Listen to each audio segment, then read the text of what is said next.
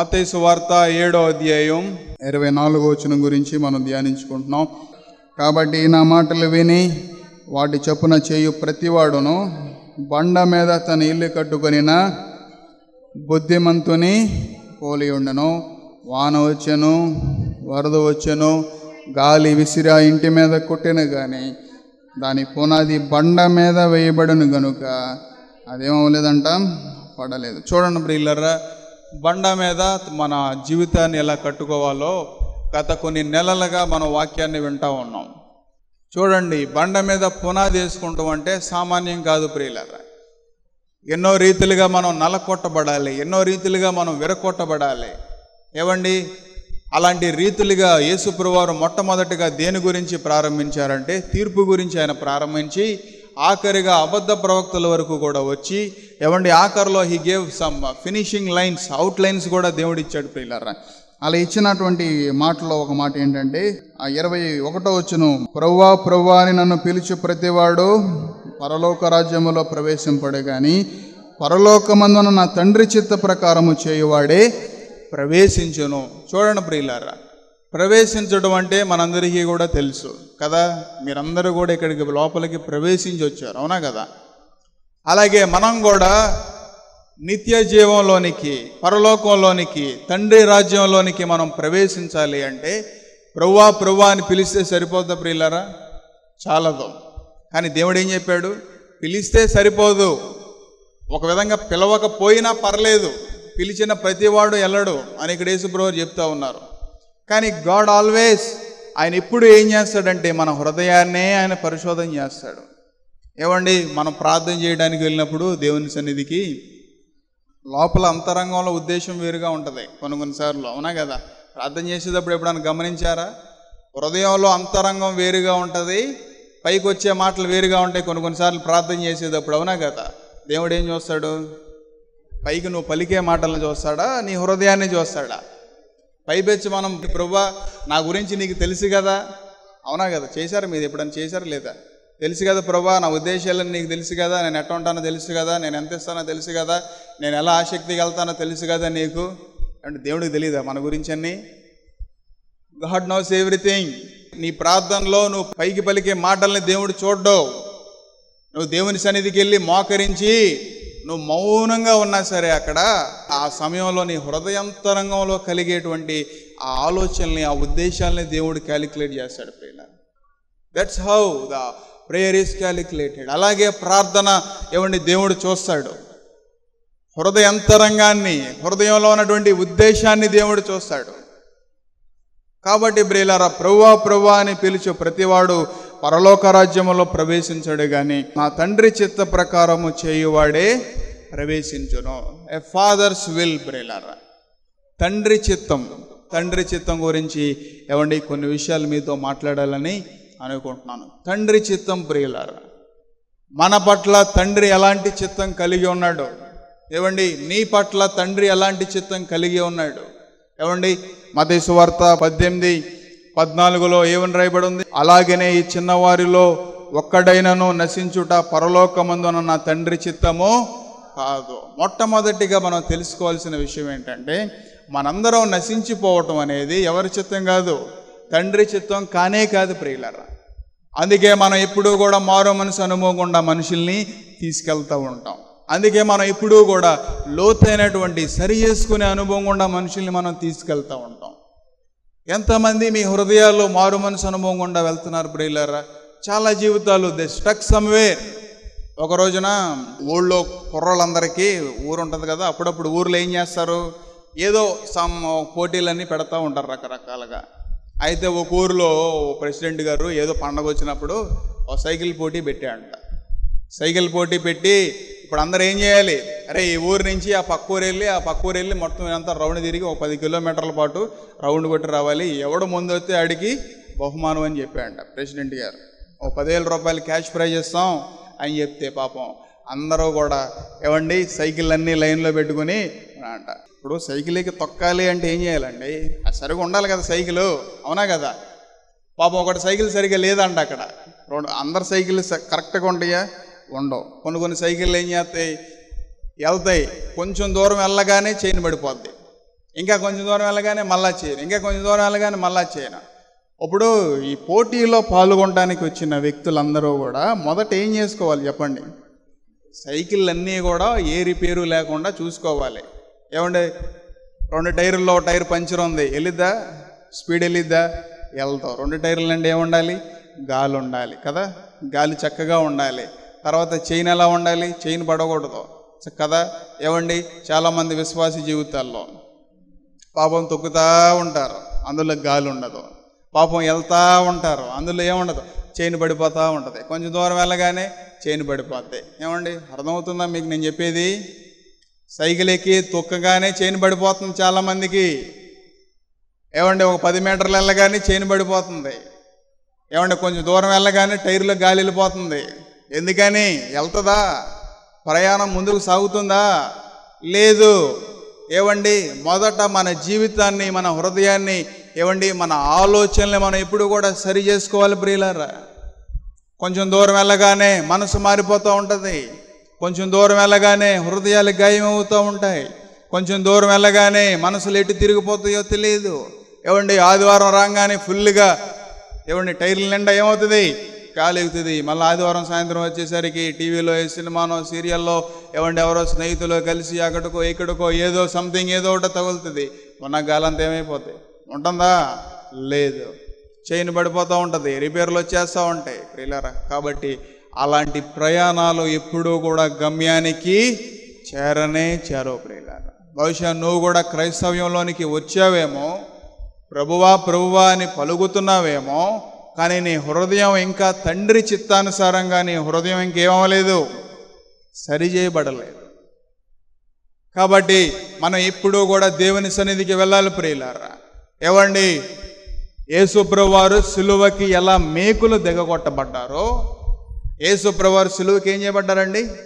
మేకులు ఎలా దిగినాయో ప్రియులారా, 2 చేతులు 2 కాళ్ళు, నీ జీవితం కూడా తండ్రి చిత్తానికి అలాగే మేకులేయబడాలి. మన జీవితాలు కూడా తండ్రి చిత్తానికి, ప్రభువా నా పట్ల నువ్వు ఎలా చేయాలనుకుంటున్నావు, నా ఉద్దేశాలు ఎలా ఉన్నాయి, నన్ను ఎలా నడిపించాలనుకుంటున్నావు, ఏ మార్గంలో నన్ను నడిపించాలనుకుంటున్నావు, యువర్ విల్. ఏవండి, you must nail to the God's will. దేవుని చిత్తానికి నువ్వు మేకులు దిగగొట్టబడాలి ప్రియులారా. చాలామంది లేదు, ఎవరి ఇష్టానుసారంగా వాళ్ళు వెళ్ళిపోతూ ఉన్నారు, ఏదో ఒక నష్టంలో కూరుకుపోతారు. దేవుడు నిన్ను సురక్షితమైనటువంటి దారిలో తీసుకెళ్తూ ఉంటాడు. ఏవండి, మనం ఏమనుకుంటాం? చక్కగా నిటారుగా వెళ్ళిపోవాలి మన జీవితం అనుకుంటాం ప్రియులారా. కానీ దేవుడు అలా నిన్ను తీసుకెళ్ళే. ఎందుకని? దేవుడు నిన్ను ఎన్నో కష్టాలు గుండా తీసుకెళ్తాడు. ఎందుకని? దేవుడు నిన్ను ఎన్నో ఇబ్బందులు గుండా తీసుకెళ్తాడు. ఎందుకని? దేవుడు నిన్ను నష్టాలు గుండా తీసుకెళ్తాడు. ఎందుకో తెలుసా? లోకం నువ్వు అనుకున్న రీతిగా ఉండదు కాబట్టి. ఎందుకో తెలుసా? మన చుట్టూ ఉన్న మనుషులు మనకు అనుకూలంగా, దేవునికి అనుకూలంగా ఉండరు కాబట్టి ప్రియులారా. ఎందుకో తెలుసా? లోకం, మనుషులు, స్నేహితులు, మన పొరుగువారు, మన బంధువులందరూ దేవునికి వ్యతిరేకంగా ఉంటారు కాబట్టి, వారు దేవుని వాక్యానికి వ్యతిరేకంగా ఉన్నారు కాబట్టి దేవుడు నిన్ను అనేక రీతిలుగా ఏవండి రకరకాలుగా నిన్ను తప్పించకుండా తీసుకెళ్తూ ఉంటాడు ప్రియులారా. ఓ రోజున జాన్సన్ ఏవండి అమెరికా దేశంలో చదువుకోవడానికి వెళ్ళాడు. He was a scientist, A chemical scientist ప్రియులారా. రసాయన శాస్త్రంలో నిపుణత PhD చేశాడు జాన్సన్. అయితే అక్కడ ఒక అతను ఏవండి గమనించి, అమెరికాలో ఒక మంచి బైబిల్ కాలేజ్ ఒకటి ఉంది, నువ్వు చాలా ఆసక్తిగా ఉన్నావు, నువ్వు అందులో జాయిన్ అవుతే బాగుంటుందని చెప్తే జాన్సన్ వెళ్ళాడండి ప్రియులారా అక్కడ జాయిన్ అవడానికి వెళ్తే అక్కడ హెడ్డింగ్ ఏమని ఇచ్చారంటే లౌకికవాది బైబిల్ కాలేజ్ అని రాశారు. ఏమన్నా హెడ్డింగ్ ఇచ్చారండి? లౌకికానుసారమైనటువంటి కళాశాల, బైబిల్ కళాశాల అని రాశారు. చూడండి, ఆ కాలేజీలో చేరగానే ప్రియులారా జాన్సన్ మంచిగా మారు మనసు పొందాడు, ప్రార్థన చేసుకుంటున్నాడు, యవనస్తుడు, హృదయాన్ని కాపాడుకుంటున్నాడు. అలాంటి పరిస్థితిలో ఉన్నటువంటి జాన్సన్ పరిస్థితి ఏమైపోయిందంటే ఆ కాలేజీలో చేరగానే తనకున్న ఆత్మీయత అంతా కూడా పోయిందండి ప్రియులారా. తనకున్న ప్రార్థన ఏమైపోయింది? అలవాటు ప్రార్థనగా మారిపోయిందంట. ప్రార్థన చేసేటప్పుడు దేవుని సన్నిధి ఉంటుంది మన దగ్గర, నో ఫీల్, నో పీస్. ఏవండి, హృదయ అంతరంగం అంతా కూడా చాలా వేరుగా అనిపిస్తుందంట ఆయనకి. అయితే ఒకసారి భయంకరమైనటువంటి స్థితికి దిగజారిపోయాడంట. ఎలాంటి స్థితికి దిగజారిపోయాడో తెలుసా? బైబిల్ కాలేజీలో జాయిన్ అయిన తర్వాత దేవుడు అనేవాడే లేడు, ఒక హేతువాదిగా మారిపోయాడంట ప్రియులారా. ఎందుకనంటే ఆ బైబిల్ కళాశాలలో ఏమండి ఆది కాండం గురించి ప్రారంభం నుంచి అక్కడ ఒక ప్రొఫెసర్ గారు అంతా కూడా చాలా వ్యత్యాసంగా డిఫరెంట్గా చెప్పాడంట అక్కడ వాక్యాలన్నీ కూడా. అవన్నీ అతని ఆలోచన అంతా కూడా మార్చేసినాయి, అతని మనసు అంతటినీ కూడా మార్చేసినాయి ప్రియులారా. ఒక రోజున దేవుడు అతన్ని దర్శించాడు, ఒక రోజున దేవుడు అతన్ని ముట్టాడు. ఏమండి ఆయనకు ఒక శవపేటి కనబడిందంట ఒక దర్శనంలో. ఆ దర్శనంలో శవపేటి కనబడిన తర్వాత ఈ బాక్సులు ఎవరున్నారు, ఈ శవపేటికలు ఎవరున్నారు అని చూడగానే అక్కడికి వెళ్ళగానే ఆయనే ఉన్నాడంట అందులో. ఎవరున్నారండి? ఇదేంటి నేను బాగానే ఉన్నాగా అనుకుంటున్నాడు, కానీ ఆ బాక్సులు ఎవరు కనబడుతున్నారు? ఆయనే కనబడుతూ ఉన్నాడు. కనబడిన తర్వాత ఆయనకి అర్థమైంది, ఓహో దేవుడు నాకున్న పాత మనసునంతా, రోత మనసునంతా, నీచపు మనసునంతా దేవుడు ఏం చేశాడు? తీసేశాడు. దేవుడు అతనికి మారు మనసు ఇచ్చిన తర్వాత మరలా ద రిస్టోరేషన్, మరలా ఆయనకి పోయిన యొక్క ఆత్మనంతా కూడా సంపాదించుకున్నాడు. వెంటనే ప్రియులారా గంతులు వేసి మారు మనసు అనుభవాన్ని సంపాదించుకున్నాడు ప్రియులారా. అయితే వెంటనే తన సాక్ష్యం చెప్పడానికి బైబిల్ పట్టుకుని కాలేజీకి వెళ్ళాడు ప్రియులారా. బైబిల్ కాలేజీకి ఎవరైతే కాలేజీకి ప్రిన్సిపల్ హెడ్ ఉన్నాడో అతని దగ్గరికి వెళ్ళి కూర్చొని, మీరు చెప్పేదంతా కూడా చాలా తప్పుడు బోధండి, మీరు చేసేదంతా కూడా చాలా ఇట్స్ వెరీ రాంగ్. మనుషులు కల్పించిన పద్ధతులను ఏం చేస్తూ ఉన్నారు? వారు బోధిస్తూ ఉన్నారు, మీరు మీ పద్ధతుల్ని బోధిస్తూ ఉన్నారు, చాలా తప్పండి. ఇలా మారు మనసు పొందాలండి, దేవుడు నన్ను ఇలా దర్శించాడు, దేవుడు నిన్ను దర్శించాడా అని చెప్తే ఆయనకి చాలా కోపం వచ్చిందంట ప్రియులారా. నువ్వు కాలేజీలో ఒక స్టూడెంట్గా, you have joined as a student, నువ్వు నాకు చెప్తున్నావా ఇలాంటి విషయాన్ని అని చెప్పి తిట్టి అక్కడి నుంచి పంపించేస్తే ప్రియులారా. ఏమండి సరే అతను వెళ్ళిపోయాడు, హాస్టల్ రూమ్లో ఉన్నాడు. హాస్టల్ రూమ్లో ఉంటే ఒక కారు వచ్చిందంట ఆయన్ని తీసుకెళ్ళడానికి. అప్పుడే తండ్రి కొత్తగా ఓ మంచి బైబిల్ ఒకటి కొనుక్కున్నాడంట జాన్సన్. కొత్తగా ఓ మంచి బైబిల్ ఒకటి కొనుక్కొని, మంచి నోట్స్ ఒకటి కొనుక్కొని, ఏమండి మంచి పెన్నులు కూడా కొనుక్కున్నాడంట.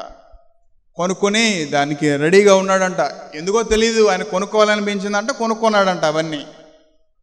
అయితే ప్రియులారా వీళ్ళు కారు ఎక్కించుకొని తీసుకెళ్తా ఉన్నారండి. ఎక్కడికి తీసుకెళ్తున్నారో తెలియదు, కారు ఎక్కించుకొని తీసుకెళ్తా ఉన్నారు. తీసుకెళ్ళి ఒక మెంటల్ హాస్పిటల్లో జాయిన్ చేశారంట ప్రియులారా. అతను మెంటల్ వచ్చిందా ప్రియులారా? అతనికి ఏమండి మారు మనసు వచ్చిందా, మెంటల్ వచ్చిందా ఆయనకి? చెప్పండి. జాన్సన్కి ఏమొచ్చిందండి? మారు మనసు వచ్చింది. లోకానికి ఎలా అనిపించాడండి? జాన్సన్కి ఏమో మారు మనసు వచ్చింది, తండ్రి చిత్తానుసారంగా నశించిపోయే దారి నుంచి ఏమండి పరలోకం వెళ్ళే దారిలో చేరాడు, మారు మనసు పొందాడు. ఇప్పుడు లోకానికి ఎలా కనపడుతున్నాడు జాన్సన్? పిచ్చోళ్ళలాగా కనపడుతున్నాడు. తీసుకెళ్ళి ఒక పిచ్చి ఆసుపత్రిలో పడేశారంట. నువ్వు కూడా మారు మనసు పొందినప్పుడు లోకానికి నువ్వు కూడా ఒక పిచ్చోళ్ళలాగానే కనపడతాం ప్రియులారా. ఒక పిచ్చిదానిలాగానే లోకం మనల్ని చూస్తుంది. తీసుకెళ్ళి మెంటల్ హాస్పిటల్లో పడేస్తే ఎందుకు నన్ను ఇక్కడికి తీసుకొచ్చారు? ఆయన కొనుక్కున్న బైబిల్, ఆయన కొనుక్కున్న పుస్తకం, పెన్నులన్నీ కూడా పెట్టుకున్నాడంట, ఒకవేళ కాలేజీకి తీసుకెళ్తున్నారేమో అని చెప్పి. ఏమండి ఆ మెంటల్ హాస్పిటల్లో తీసుకెళ్ళిన తర్వాత డాక్టర్లు ఆయన అంతటినీ కూడా పరిశోధన చేస్తాను. ఆయనకి ఏం అర్థం కావట్లేదు, ఇదేంటండి ఎక్కడికి తీసుకొచ్చారు ఏంటండి, బాగున్నాయి అంతా బాగానే ఉన్నాను కదా, ఏమండి ఏం పరీక్షిస్తున్నారని చెప్పి ఒక రూమ్లో పెట్టారంట. రూమ్లో పెడితే పాపం బైబిల్ చదువుకుంటున్నాడు, ఆయనకు అర్థమైన విషయాలన్నీ రాసుకుంటున్నాడు. అని మీరు కూడా రాసుకుంటున్నారు కదా ఇప్పుడు వాక్యం చెప్పేటప్పుడు, అవన్నీ చూస్తున్నారంట. అవన్నీ చూసి పాపం పిచ్చోడు ఏం రాస్తున్నాడు, ఏం వింటున్నాడు అని పాపం ఈ పిచ్చోడికి బాగా పిచ్చి ముదిరినట్టు ఉంది అని చెప్పి రాసి, ఏమండి అవన్నీ రాసి చూసి ఇంకా మనోడికి ఒక గ్రేడ్ పెంచారంట, లెవెల్ పెంచారంట మనోడికి. ఇదేంటండి ఎక్కడికి తీసుకొచ్చారంటే, నా మైండ్ అంతా బాగానే ఉందండి, నేను బాగానే ఉన్నాను, మీరు పరీక్షించండి, కావాలంటే ప్రతిదీ కూడా చూడండి అని చెప్తే ప్రియులారా డాక్టర్లు అన్నారంట, లేదు బాబు ఏదో కొంచెం రెస్ట్ కోసం నిన్ను ఇక్కడికి పంపించారని ఏదో ఒక మాయ మాట చెప్పారంట ప్రియులారా. అయినా సరే తను ఇంకా 2వ స్థాయికి తీసుకెళ్లారంట. అక్కడ ఇంకా పరీక్షలు ఎక్కువ అవుతున్నాయంట, అక్కడ మెడిసిన్ ఇస్తూ ఉన్నారు, భయంకరమైనటువంటి పరిస్థితిలో ఉంది. ఆయనకి ఏమీ అర్థం కావట్లేదు, ఎందుకని నన్ను ఇలా చేస్తూ ఉన్నారు లోకం, ఎందుకని క్రైస్తవులే నన్ను ఎందుకని ఇలా చేస్తూ ఉన్నారు, నేను మారు మనసే కదా పొందింది. ఏమండి దేవుని సన్నిధిలోకి వెళ్ళి ప్రార్థన చేసిన తర్వాత ఏమండి దేవుడు ఆయనతో మాట్లాడాడు. బ్రేలారా జాన్సన్ నిన్ను ఇక్కడికి తీసుకొచ్చింది నేనేనయ్యా, జాన్సన్ నిన్ను ఇక్కడికి హాస్పిటల్లోకి తీసుకొచ్చింది నేనేనయ్యా, నువ్వు ప్రశాంతంగా ఉండవయ్యా. ఏమండి దేవుడు ఆయనతో మాట్లాడాడంట ప్రియులారా. ఏమని మాట్లాడాడు తెలుసా? నువ్వు ఈ పిచ్చి హాస్పిటల్కి వచ్చిన 193 రోజుల తర్వాత ఇక్కడి నుంచి నువ్వు బయటికి వెళ్తావయ్యా, అప్పుడు దాకా నువ్వు ఇక్కడే అని చెప్పాడంట దేవుడు. అయ్యో ప్రభువా ఏవండి, నేను మారు మనసు పొందితే నువ్వు నన్ను మళ్ళా చైనా దేశం తీసుకెళ్ళిపోయి మళ్ళా నీ సేవలో నన్ను వాడుకుంటావేమో అని నేను అనుకుంటే మరలా నువ్వు నన్ను తీసుకొచ్చి పిచ్చి ఆసుపత్రిలో పడేసేవండి ప్రభువా. అయినా సరే నీ చిత్తానికి నేను వ్యతిరేకంగా వెళ్ళను. దేవుడు మాట్లాడిన తర్వాత మౌనం అయిపోయాడంట ప్రియులారా. ఏవండి, ఆ హాస్పిటల్ వాళ్ళు 3వ స్థానానికి 4వ స్థానానికి తీసుకెళ్ళారంట. అంటే పిచ్చి ముదిరిన వాళ్ళు ఏం చేస్తారు? 1, 2, 3 ఏదైనా వ్యాధి ఉంటుంది కదా, క్యాన్సర్ 1, 2, 3, 4 అట్లాగే ఏవండి పిచ్చి కూడా 1, 2, 3, 4 అలా ఒక 193 రోజుల పాటు హై క్యాడర్లో ఉన్నాడు. బాగా అందరికన్నా పిచ్చి బాగా ముదిరిపోయిన వాళ్ళని పెడతారు చూసారా, అక్కడ పెట్టారంట మనవాడిని. కానీ అక్కడ ఒక మాట రాస్తుంది, ఏంటో తెలుసా? నిజమైనటువంటి కళాశాల అని రాస్తుంది. ఎస్, 193 రోజుల పాటు ఏం చేశాడో తెలుసా? దాదాపుగా 6.5 నెలల్లో ఏవండి జాన్సన్ అలాగే ఆ ఖాళీ సమయాన్ని అంతటినీ కూడా బైబిల్ చదువుతా, ఏవండి తనకు నచ్చిన విషయాలన్నీ కూడా రాసుకుంటా, ఏవండి దేవుని సన్నిధిలో ఏకాంతంగా ప్రార్థన చేస్తా. ఏవండి ఆ 193 రోజుల తర్వాత అతను జైల్లో నుంచి బయటకు వచ్చాడంట. జైల్లో నుంచి ఎలా బయటకు వచ్చాడో తెలుసా? ఒక ఉద్యోగకర్తగా అతను జైల్లో నుంచి బయటకు వచ్చాడంట. జైల్లో నుంచి ఎలా వచ్చాడో తెలుసా? దేవుని ఆత్మని నింపుకుని బయటకు వచ్చాడు. జైల్లో నుంచి ఎలా వచ్చాడో తెలుసా? ఏలియా రోషం కలిగిన ప్రవక్త అని ఎలా పేరుందో ప్రియులారా, జైల్లో నుంచి జాన్సన్ కూడా దేవుని వాక్యాన్ని ఆయన హృదయంలో నింపుకొని అగ్ని చేత నింపబడి దేవుని ఆత్మ చేత బలంగా బయటకు వచ్చాడు ప్రియులారా. అక్కడి నుంచి వెనక్కి తిరిగి తన దేశానికి ప్రయాణం వెళ్ళిపోయి ప్రియులారా, అతనుకున్న ఆ రసాయన శాస్త్రంలో సంపాదించిన డిగ్రీలన్నీ కూడా చింపేసి ఏవండి పడవలో పడేసి ఒకే ఒక్క సర్టిఫికేట్ని ఉంచుకున్నాడంట తన తండ్రికి చూపించడానికి ప్రియులారా. ఏవండి జాన్సన్ 40 సంవత్సరాలే బ్రతుకుతాడు కానీ ఏవండి చైనా దేశం అంతటికీ కూడా ఏవండి ఒక గొప్ప ఉద్యోగాన్ని తీసుకొస్తాడు. బహుశా దేవుడు కూడా నిన్ను ఒక దాంట్లో బంధించాడేమో ఆయన చిత్తానుసారంగా. యేసుప్రభువారు కూడా ఏం చెప్పారు? నా తండ్రి చిత్తాన్ని నెరవేర్చడానికే నేను ఈ లోకానికి వచ్చాను కానీ ఏమండి నేనేదో తీర్పు తీర్చడానికి ఇక్కడికి రాలేదు. గేత్సెమనే తోటలో కూడా మత్తయి సువార్త 6:42లో ఏమని రాయబడి ఉంది? యేసుప్రభువారు అక్కడ ఒక ప్రార్థన చేస్తూ ఉన్నారు. ఏమని ప్రార్థన చేస్తూ ఉన్నారు? తండ్రి ఏవండి నీ చిత్తమైతే ఈ పాత్ర నా ముందు నుంచి తొలగించు, నీ చిత్తమైతే నేను దాన్ని ఏం చేస్తాను? తీసుకుంటాను. నువ్వు చేస్తున్నావా? దేవుని చిత్తానుసారంగా ప్రార్థన చేస్తా ఉన్నావా? చాలామంది ప్రార్థన చేస్తారు కానీ ప్రార్థనలో దేవుని చిత్తాన్ని కోరరు ప్రియులారా. నీ ఇష్టాన్ని పెట్టి నువ్వు ప్రార్థన చేస్తున్నావేమో, బహుశా దేవుడు దాన్ని నెరవేర్చట్లేదేమో. ఏమండి నీ చిత్తాన్ని ఎదురుగా పెట్టుకుని నువ్వు ప్రార్థన చేస్తున్నావు, బహుశా దేవుడు దాన్ని ముందుకు తీసుకెళ్ళలేకపోతా ఉన్నాడు. ఎందుకని? ఏ నష్టం ఉందో నీకు తెలియదు కదా. నువ్వు ఎలాంటి ఇబ్బంది పడతావో, నీ కుటుంబం ఎంత ఇబ్బంది పడుతుందో నీకు తెలియదు కదా. ఏమండి దేవుడు ముందుగా శ్రమల్ని పెడతాడు, దేవుడు ముందుగా ఇబ్బందిని పెడతాడు, దేవుడు ముందుగా ఎన్నో రీతిలుగా నిన్ను పరీక్షిస్తూ ఉంటాడు. ఏమండి మౌనిక కూడా ఆగస్టిన్ వాళ్ళ ఆ తల్లి ఏమండి 3 పిల్లలంట ప్రియులరా. ఆ తల్లికి 3 పిల్లలైతే 3 పిల్లలు కూడా రక్షించబడాలి, మారు మనసు పొందాలని చెప్పి 17 సంవత్సరాల పాటు ప్రార్థన చేసినాడు. ఏమండి దేవుడు నీకు సమయాన్ని ఇస్తాడు. అది 5 సంవత్సరాలు అవ్వచ్చు, అది 10 సంవత్సరాలు అవ్వచ్చు, అది 15 సంవత్సరాలు అవ్వచ్చు. అబ్రహాం గారికి ఎన్ని సంవత్సరాలు ఇచ్చాడంటే దేవుడు?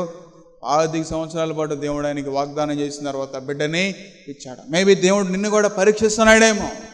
దేవుడు ఒక కార్యాన్ని చేసే ముందు ప్రియులారా, దేవుడు నిన్ను లేవనెత్తే ముందు ప్రియులారా, దేవుడు నిన్ను ఎన్నో రీతిలుగా ఏమండి నలకొడతాడు, దేవుడు నిన్ను విరక్కొడతాడు. మౌనిక కూడా అక్కడ ఏమని రాస్తుందంటే తెలుసా? ఏవండి చాలాసార్లు ఫ్రస్ట్రేషన్ వచ్చేసిందంట ప్రియులారా. చాలామంది హార్డ్షిప్ ఏవండి ఫ్రస్ట్రేషన్ ఏవండి ఎన్నో రీతిలుగా తన హృదయం కొన్ని సార్లు దేవుడు చేయడేమో. బహుశా నీకు కూడా అలాంటి మనసు వచ్చిందేమో. దేవుని చిత్తం నెరవేర్చబడే ముందు నీ హృదయాన్ని అంతటినీ కూడా లోకం మీద, మనుషుల మీద, బంధువుల మీద, సమస్తం మీద దేవుడు విరక్కొడతాడు ప్రియులారా. అందుకే విరిగి నలిగిన హృదయంగా మారకపోతే దేవుని చిత్తంలోనికి మనం ప్రవేశించలేము. దేవుని చిత్తంలోనికి మనం ప్రవేశించాలంటే ప్రియులారా మనకి ఎన్ని రీతులుగా మనం విధేయులుగా మార్చబడాలి, ఎన్ని రీతులుగా మనం లోబడాలి, ఎన్ని రీతులుగా మనం తగ్గించుకోవాలి. చాలామంది జీవితాల్లో తగ్గింపు ఉండదు, చాలామంది విధేయులుగా మారరు, చాలామంది ఏమంటే విశ్వాసం ఉండదు. అవన్నీ ఉంటేనే నువ్వు దేవుని చిత్తంలోనికి ప్రవేశించగలుగుతావు. కాబట్టి యేసుప్రభువారు ఒక మాటని పలికారు. అదేంటో తెలుసా? ఆయన పరలోక ప్రార్థన నేర్పించారు ప్రియులారా. మత్తయి సువార్త 6:10లో కూడా ఏమని రాయబడి ఉంది? పరలోకమందున్న మా తండ్రి నీ నామం పరిశుద్ధపరచబడును గాక, నీ రాజ్యం వచ్చును గాక, నీ చిత్తము పరలోకమందు నెరవేరినట్లు భూమి యందునో. చాలు ప్రియులారా, ఇక్కడ ఏవండి ఈ మాటలో చాలా లోతైన అర్థం ఒకటి ఉంది. చూడండి, ఇక్కడ ఏమని రాయబడి ఉందంటే, ఏవండి నీ చిత్తము పరలోకమందు నెరవేరినట్లు భూమి యందును నెరవేర్చబడును గాక. ఏవండి ఇక్కడ నుంచి పరలోకం వెళ్ళటం దేవుని చిత్తం, అవునా కదా? చాలా జాగ్రత్తగా ఎవరండి, పరలోకం వెళ్ళిన తర్వాత కూడా దేవుని చిత్తం ఉంటుందంటండి మన పట్ల, నీ పట్ల, నా పట్ల. అదే కదా దాని అర్థం. పరలోకమందు నీ చిత్తం నెరవేర్చబడినట్లు భూమి యందును నెరవేర్చబడును గాక అని రాసుకున్న ప్రియులారా. అంటే పరలోకంలో మన పట్ల దేవుని చిత్తం నెరవేర్చబడాలంటే ఇక్కడ కూడా కొన్ని విషయాల్లో దేవుని చిత్తంలోనికి మనం ప్రవేశించాలి. సామాన్యంగా మనం క్రైస్తవ జీవితంలో వెళ్తున్నాం కాబట్టి ఎన్నో సందేహాలు ఉంటాయి మనలో, అవునా కదా? నాలో ఉన్న ఒక సందేహం ఏంటంటే, భక్తులు అంత సమర్పించుకున్నారు కదా, ఏవండి అంత సమర్పించుకొని అంత త్యాగం చేసి సమస్తాన్ని విడిచిపెట్టి ఏవండి వెళ్ళిన తర్వాత శ్రమల గురించి పక్కన పెడితే పిల్లలు చనిపోయారు, భార్య చనిపోయింది, అలాంటి శ్రమలను ఎదుర్కొన్న భక్తులు లేరా ప్రియులారా? ఎంతమంది ఉన్నారు? చాలామంది ఉన్నారు అలాంటి సమస్యలను ఎదుర్కొన్న భక్తులు. కానీ there is an answer for that. దాని అంతటికీ బైబిల్ అంతట్లో ఒకటే సమాధానం ఉంది ప్రియులారా. అదేంటో తెలుసా? ఏవండి మత్తయి సువార్త 6:10 దేవుడు పరలోక ప్రార్థన యేసుప్రభువు వారు నేర్పించిన దాంట్లోనే ఒక సమాధానం ఉంది. అదేంటంటే, పరలోకమందు నీ చిత్తము నెరవేర్చినట్లు భూమి యందును నీ చిత్తము నెరవేర్చబడును గాక అనేటువంటి మాటలో, ఒక రోజున ఒక చిన్న కుమారుడు చనిపోయాడంట ఒక ఇంట్లో. ఆ కుటుంబానికి ఎంత విషాదంగా ఉంటుంది, చాలా బాధగా ఉంటుంది. ఆ కుమారుడు చనిపోయి పరలోకం వెళ్ళిన తర్వాత ఏవండి వాస్తవానికి చిన్నపిల్లలు చనిపోతే వాళ్ళు ఎవరైనా సరే వారిని ఎక్కడికి తీసుకెళ్తారు? పరలోకమే ఉంటుంది వారికి. అయితే ఈ కుమారుడు పరలోకం వెళ్ళిన తర్వాత ప్రియులారా, అక్కడ పరలోకంలో వాళ్ళకి ఒక స్కూల్ ఉంటుంది. అక్కడ చిన్నపిల్లలందరినీ కూడా ప్రియులారా దేవదూతలుగా వారిని మార్చేస్తారంట. చిన్నపిల్లలు ఎవరైతే చనిపోయారో వారందరినీ ఎలా మారుస్తారు చెప్పండి? They will change as a small angels. వారు చిన్న దేవదూతల వలె మార్చేస్తారు.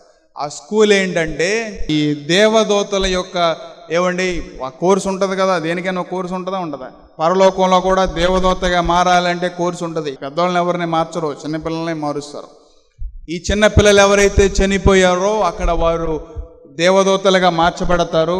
దేవదూతలుగా వారిని మార్చడానికి అక్కడ ఒక కోర్సు ఉంటుంది. ఆ కోర్సు అంతా కూడా స్కూల్లో జాయిన్ చేసి వారికి నేర్పిస్తారు ప్రియులారా. నేర్పించిన తర్వాత దేవదూతలకు ఏముంటాయి? ఉంటాయా ఉండవా? రెక్కలో అవి ఇస్తారు వారికి. ఏమండి హౌ క్యూట్, ఎంత బాగుంటుంది కదా, చిన్నపిల్లలు దేవదూతలుగా మార్చబడతారు. అది ఫస్ట్ పాయింట్. అయితే రెండోది ప్రియులారా, ఏమండి ఈ చిన్నపిల్లలు ఎవరైతే ఉన్నారో వారికి చాలా ప్రత్యేకమైనటువంటి స్థానం ఉంటుందంట ప్రియులారా. మీరు యూట్యూబ్లోకి వెళ్ళి స్విట్జర్లాండ్ అని కొట్టండి.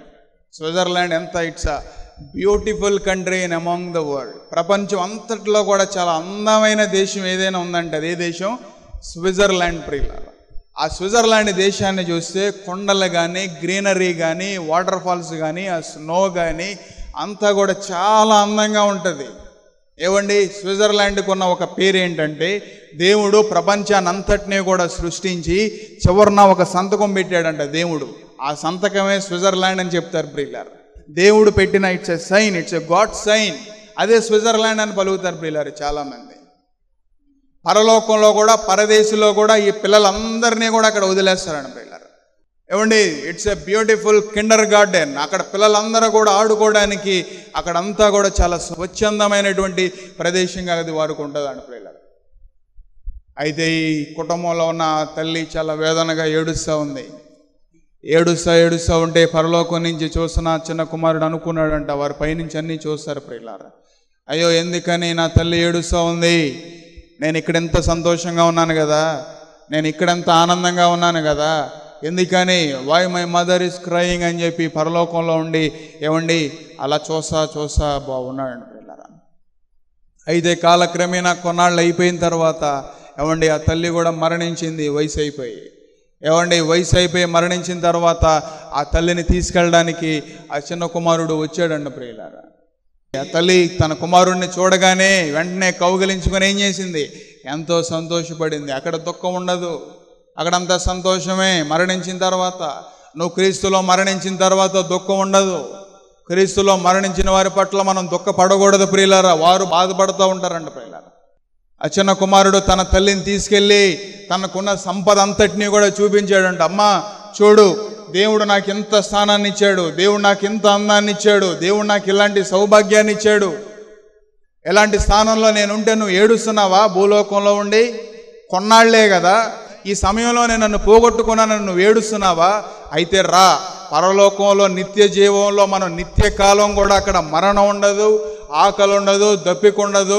ఏమండి, వయసు ఎక్కువ అవ్వదు, వయసు తక్కువ అవ్వదు. వారు ఎప్పుడూ కూడా తల్లి కుమారుడు ఇద్దరు కూడా అలాగే ఉంటారండి. అర్థమైందా మీకు నేను చెప్పింది?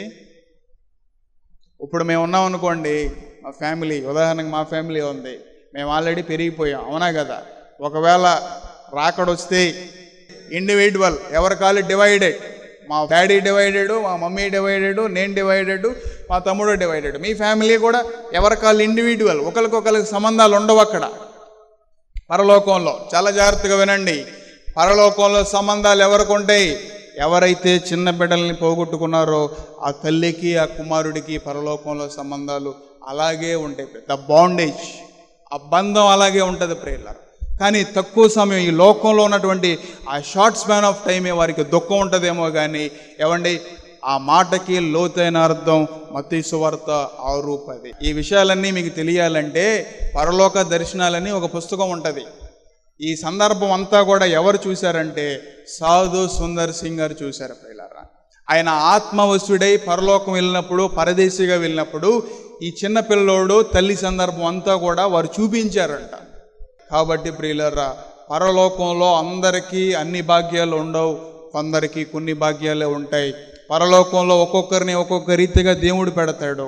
అలాగే ఇక్కడ రాయబడిన మాటలో అర్థం ఏంటంటే, పరలోక ప్రార్థనలో ఏమండి, నీ చిత్తం పరలోకమందు నెరవేరినట్లు భూమి యందునో నెరవేరును గాక. అందుకే మనం కొన్ని విషయాలు దుఃఖం గుండా వెళ్ళాల్సి వస్తుంది. దేవుని ప్రణాళిక వేరు నీ పట్ల, దేవుని ఉద్దేశం వేరు మన పట్ల ప్రియులారా. కొన్ని జీవితాల్లో, కొన్ని కుటుంబాల్లో దేవుని చిత్తమే నెరవేర్చబడుతుంది.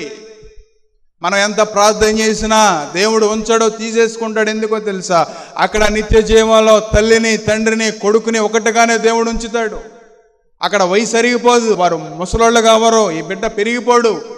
ఏమండి, ఎంత బాగుంటుంది! A family, a United family in the heaven ప్రియులారా. ఏమండి, పరలోకం గురించి చాలా ఫ్యాక్ట్స్ ఉంటాయి. ఒక విషయం నేను చెప్తాను, ఏంటో తెలుసా? దేవుడు సృష్టించిన అవతారాల్లో ఒక అవతారం మనం, మానవ అవతారం ప్రియులారా. అంటే మనలాంటి అవతారాలు ఇంకెన్ని ఉన్నాయి? చాలా ఉన్నాయి. పరలోకంలో మనుషులే కాదు, మనమే కాదు, మానవులమే కాదు, ఇంకా చాలా రకాలుగా ఉంటారు. వారిని మనం ఏమని పిలుస్తాం? ఏలియన్స్ అని పిలుస్తాం మన భాషలో. కాబట్టి అక్కడ చాలా రీతిలుగా ఉంటాయి. కాబట్టి పరలోకంలో నీ పట్ల దేవుని చిత్తం, ఉద్దేశం నెరవేర్చబడాలి. పరలోకంలో దేవుడు నిన్ను ఒక ఉన్నతమైన స్థానంలో ఉంచాలనుకుంటున్నాడు. నీ పట్ల ఆయన చిత్తాన్ని జరిగిస్తాడు. నువ్వు మారు మనసు పొందినప్పుడు, ఆయన చిత్తానికి నువ్వు లోబడి ముందుకు వెళ్ళినప్పుడు దేవుడు తప్పకుండా ఆయన చిత్తాన్ని నీ పట్ల నెరవేరుస్తాడు. కాబట్టి ఎంతమంది ఏమండి దేవుని చిత్తానికి అనుకూలంగా ఉన్నారు ప్రియులారా? ప్రభువా ప్రభువా అని పిలిచి ప్రతివాడు పరలోక రాజ్యంలో ప్రవేశించడు.